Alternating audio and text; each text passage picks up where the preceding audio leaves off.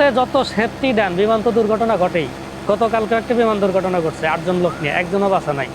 তো যেটা গতিশীল জিনিস সেটা দুর্ঘটনা ঘটতে পারে, এজন্য সব দোষ নিজের ঘাড়ে দেওয়া যাবে না। কিন্তু নর্মালি সেভ হিসাব করে যখন আমি একটা প্লেন আকাশে উড়াই পারম, তখন দেখবেন যে ওই প্লেনটা অবশ্যই বাজারজাত হইতেছে। আমি করি, সরকার করুক, আর যেই করুক, 100% বাজারজাত হইব। কিন্তু এইটা বাজারজাত হইব না, কারণ এটার প্রতিবন্ধকতা আছে।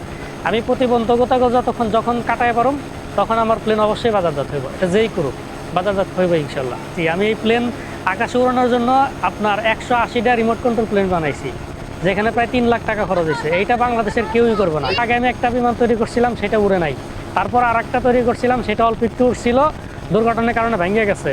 তো তারপরে এই বিমানটা হচ্ছে আমার 3য় বিমান। আমি 3 নম্বর এটা তৈরি করি, আর এটা অনেক সুন্দরভাবে উঠছে।